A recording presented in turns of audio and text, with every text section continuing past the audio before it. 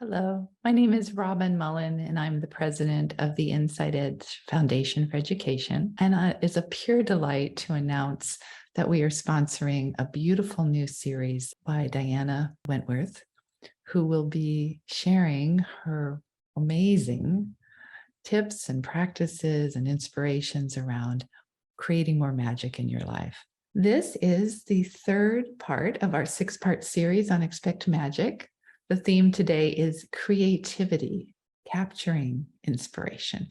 So I'd like to introduce you to Diana Wentworth. She's been a best-selling author, award-winning author, actually, of 10 books, including her beautiful memoir, Send Me Someone. And she is now putting some of her stories and tips and inspirational ideas into her 11th book. She is an amazing, beautiful woman with a big, big heart who's continually, even after the age of 80 now, creating new and wonderful things in her life and for all of us. And with great joy and excitement, I'm able to introduce you to her now. Hi, I'm Diana Wentworth, and I love exploring the subject of expect magic and wondering how we can bring more magic into our lives. The theme today is on creativity, capturing inspiration. I want to talk about how your life is a work of art and manifesting your ideal life vision. Thank you for joining us. I want to talk about your life as a work of art. And I realized this morning in meditation, I use an app for meditation in the morning that I'll be happy to tell you about individually, rather than try to have you look at me as somebody who's trying to sell you something. But this works for me because I go into this very divine, spiritual, kind of a download of solutions, because I ask questions at the beginning of this time that I spend in the morning before I do anything else. And it came to me this morning that I had taught this as one of my speaking topics that I loved and I developed. You know, the Dr. Emoto, who talks about our the water, when the crystal is just freezing, that it takes on the spectacular shape, especially according to the words that have been uttered over it, or the labels that are placed on the jar of the water. And that if they place the word Hitler, it comes out, the design, the crystallization of the water is distressing looking. But if the word gratitude is placed on the water, then that is the most beautiful design of all. And so I really began thinking about our life as a work of art, and especially at this age of being able to look back over my life and begin to notice what has made it amazing. So I came up with an anagram of art, A-R-T, which was attention, reflection, and transcendence. And those of you who meditate regularly, you know what transcendence is. But if you just like to do crafts or do some kind of artwork, you lose track of the time and you're lost in a space where your attention kind of floats gently around, and then you begin to reflect on things and see where that goes.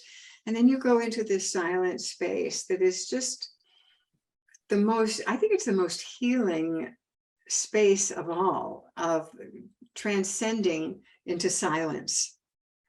And our focus, our sharp focus that we were talking about, disappears. We're not focused on a goal or something that we have to do or something that takes us out of the present moment. So I ask gentle questions with no attachment, basically to live in that space, which I do every morning for at least an hour. And I move into a state of wonder And wonder is wonderful because it's wide open and anything can happen in a state of wonder. We talked about the red thread legend, which I seem to mention quite often, that there are people, the Chinese say that there are, everyone that we're destined to meet, we're connected to by an invisible red thread. And the Inuit culture actually has a wonderful meaning for the red thread, which is that it weaves together the meaning in our lives. So what I'm inviting for us to do as we move into an openness and a state of wonder about what has been the masterpiece of my life, as I look at the whole thing. And it's not something that jumps right out at us. Do you remember the Polaroid cameras that it would take? We'd pull it out and we'd have to sit there and wait. And then gradually there would be an image that appeared. And I think that is what happens when we pay attention and we reflect, and we're living in a state of transcendence and wondering what has been the masterpiece of our life. And so there's going to be stepping stones that we're going to be doing here in this program together, this Expect Magic program, that is going to help us really question and come up with answers. So I decided to make a list of how my creative expression evolved. And I'm going to ask you actually to write a little bit about this when I finish right now. But of course, you all know that cooking was fascinating to me. I would dream up recipes. I would imagine people coming to sit in my restaurant. When I was a kid, my parents were early foodies, and we would take road trips and we would stop in restaurants, and I hadn't figured out that my father paid for the meals, so here would be this divine angel of a waitress who would descend on us and ask us what we wanted and bring us anything that we wanted. And somebody asked me when I was little what I wanted to be when I grew up, and I said, either a waitress or a movie star. And they had equal standing in my mind. One was really like an angel. And, when you think about the fact that I had a cooking show on television, I was a waitress movie star. So, so it was a pretty good combination of those two things. But I just love to make up menus in my head. And the first menu that I ever taught in a series called Menus for Entertaining, which led to my first book called The Pleasure of Your Company, was a German menu with sauerbraten from Luchau's restaurant and braised red cabbage with currant jelly in it and potato pancakes. And I love doing the decor of the table too. We had some German beer steins, and I filled them with like wildflowers. And I don't know, there was just something I was drawn to. It wasn't something I planned to do or I had to do or had it on my to-do list. Eventually, that whole thing came, that was my avocation. It became my vocation, of course. And it became about having to do it and having to produce and write books and do a TV show and have a cooking school. So the transcendence disappeared from that. It was always very left brain after it became my vocation. But I started thinking about, how did my creativity evolve? I remember my grandmother teaching me to crochet and to knit. And I liked doing things with my hands. I thought that was great. And then Paul always encouraged me just to discover whatever I love to create. He was really big on that. That's what he wanted me to find, something that took me into a passion for doing it. And he loved to putter, and he invented things. He had patents on different things, and there was a lot of silence while we would work together and do things like that. But I realized at some point I didn't want to do somebody else's needlepoint pattern or their cruel design and frame that, because that wasn't emanating from my own creativity. And so I wanted to do something unique. And unique is a word that I have a little bit of a overdone passion about, because it annoys me terribly when people say it's very unique, or wow, that's extra unique. It can't be, it can't have a modifier.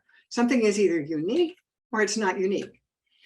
But I decided I wanted to figure out what would be really fun for me. My mother and grandmother were great seamstresses. They could look at something, a designer pattern. My mother modeled for a woman who ran the most fabulous couturier store across from Bullock's Wilshire. And she would let my mother bring home the designs and my grandmother would copy them. But if I tried to compete with that, or if I tried to be that creative, that would really be off-putting. And a time came when I lost 20 pounds and I was suddenly as thin as I ever wanted to be. And we were wearing these A-shaped dresses, and I realized that I had to take them in on the sides. So that was very simple. It was a straight seam. I just had to cut open the sides very carefully. And I had my sewing machine and I would sew it up and then it would look great. So, I mean, that got me into it, to a place where I had some confidence about it. And there came a time when I was sewing so passionately that Paul would leave for work in the morning and he would come home at 5 o'clock and I'd still be sitting there in my nightgown, having sewn all day, but also been in this space of attention, reflection, and transcendence. That is, time just disappears. So I think that probably you all have had things that you have you have enjoyed doing, to the place that you lose track of time. And I think if we start documenting those things and kind of looking at how our creativity, our unique creativity evolved, that we're going to begin to see that Polaroid thing developing. It's like the magic dots, in the malls, where you look at all these dots and you're staring at it and you're trying to make it tell you what it is just by being confused by the mass of dots. But if you relax your eyes and you move into a place of reflection, then your perception expands and you see that there is a design there. And that's what I want us to do in discovering the masterpiece that has been our life. And so it's going to be a process. For me, journal writing became the most amazing creative passion of my life. And that led into my writing and my books and everything like that. But it began, I had one of my red thread people was named Alfred. Alfred showed up at my front door, thanks to my friend Lynn Andrews, by the way. And he and I just looked at each other and it was just like, oh my God, I know you from somewhere. I have no idea. And we didn't know what to do with each other. I mean, it wasn't like a really romantic relationship, but he was a dress designer. And we would just stare at each other and try to figure out what our role was in our lives. And then shortly thereafter, he was very young. He was 27, diagnosed with liver cancer. And I went to be in San Francisco with him and his family while he passed away. And then I read a book by Ruth Montgomery, who talked about corresponding with the people who passed along. And I started dialoguing in my journal. And for many years, my dialogues with Alfred were the way that I tapped into being able to listen. I'm sure I wasn't dialoguing with him. I was really dialoguing with the divine and opening to something that's far beyond my understanding and bringing that into my life for insight. And fortunately, Paul appreciated all of that. And that led to me taking journal classes, teaching journal classes, and all of that. So my question really for you, and I'm going to ask you to spend some time writing about this. What do you completely lose yourself in doing? And what have you lost yourself in doing that you were drawn into? You were following little crumbs through the forest, like Hansel and Gretel. What has drawn you there? What has been the thread of your creativity? What was the first practice that you began exploring just out of interest? We are here to listen deeply to what this is for ourselves and to express more and more of that as we explore what is our real purpose here. How can we most effectively light the world with our own creativity? That's a question I ask myself every morning in meditation. How can I most effectively light this world? Jen Phillips says, remember, you came here to light the world. And that's how we do it. That is the paintbrush or the typewriter of the divine, expressing through us the most amazing purpose. And we're going to get very, very intrigued by watching this masterpiece of our life. So I'm going to close this piece with another Hafiz poem. Hafiz was a 14th century Persian mystic, and he's translated by Daniel Ladinsky, but I love how he's able to capture in just a couple of words such profound meaning. The name of this is The Seed Cracked Open. It used to be that when I would wake in the morning, I could say with confidence, what am I going to do? That was before the seed cracked open. Now Hafiz is certain there are two of us housed in this body, doing the shopping together in the market and tickling each other while fixing the evening's food. Now when I awake, all the internal instruments play the same music. God, what love mischief can we do for the world today? So with that, I thank you for listening to creativity and all that it can bring into our lives. So this is about a way of tapping into your deep, trusted partnership with the divine by focusing on your ideal life vision. I think that as humans, we're programmed to defend ourselves and be safe and live in survival. But there is a way of catching that, and I'll give you that technique. And so this comes out of a wonderful, wonderful coaching certification that I took about 10 years ago from a woman named Ann Webb. And she and I were speaking in Utah, and we both opened our keynotes with the very same quintessential question from Mary Oliver, which comes from one of her poems. And that is, tell me, what are you going to do with your one wild and precious life? I just love that. That just makes me come alive inside. So I got certified in her type of coaching, which was called Ideal Life Vision. And I'm going to go back into that. I'm going to start doing that again because I loved it so much. It's such a rewarding thing where we have 6 sessions on 5 aspects of your life that are calling to you right now. It could be relationships or financial or business or creativity or fun or, whatever feels like it would be the most enriching. And then you write a paragraph on it or a page, whatever feels like it's pouring out of you. And you speak as if it is presently happening. So, at the age of 81, the physicality thing came up for me really, really strongly. And so I'm always trying to be exploring my physicality, and my only physical symptom is neuropathy. And my friend Marina, who is an Akashic record reader, she just came up with this about that. She said, Diana, you've never really arrived on the earth. You're not planted. And another medium told me the same thing. And so I challenged myself now to connect with nature because I never really have. And I want to do that in a really, really grounded way. So one way that I at least got myself out walking was by learning poetry by heart while I was walking. But I really need to even set that aside and feel the earth, put my feet in the grass.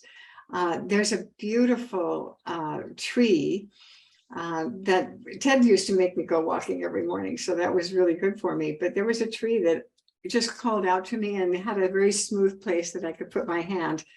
And I would put my hand there and just feel that tree and feel the groundedness and the centeredness of that tree, and moving through its seasons and all the creatures that were landing in it and feeding. And, you know, I actually have to focus on this more than most people because I've never really been part of nature. So what I want us to do is to always explore whatever that place in our life, that aspect of our life that feels like it's not functioning fully, and to address that in your morning when you first wake up. When you first wake up, that you smile.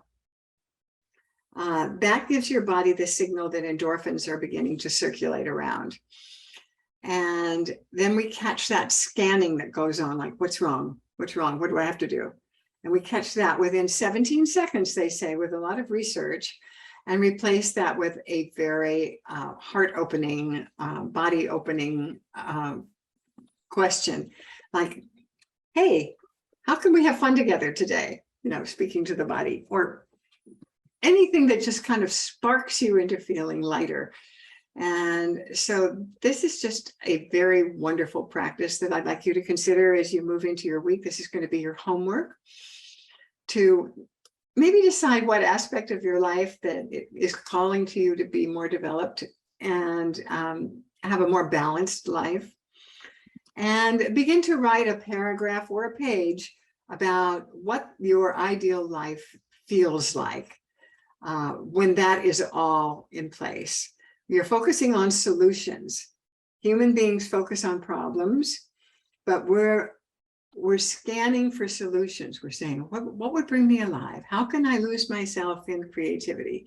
How can I have my body be more grounded? You know, I mean, anything that feels like it's personal for you. As our message today has been about realizing the depth of our partnership with the divine, and that we are the leading edge. We are the place where the rubber meets the road and the paintbrush meets the canvas, as far as what we're here to express. Our next topic is beauty. And this is not, you know, about physical beauty alone, but it does deal with that. And at the aspect of treating ourselves as a goddess and feeling that, honoring our physicality, adorning our physicality, but also about our environment and just the energy of beauty and what happens when we behold beauty. So you may want to even be thinking about anything that you'd like to say about that when we do our sharing next time at the beginning, as we explore beauty in all of its aspects.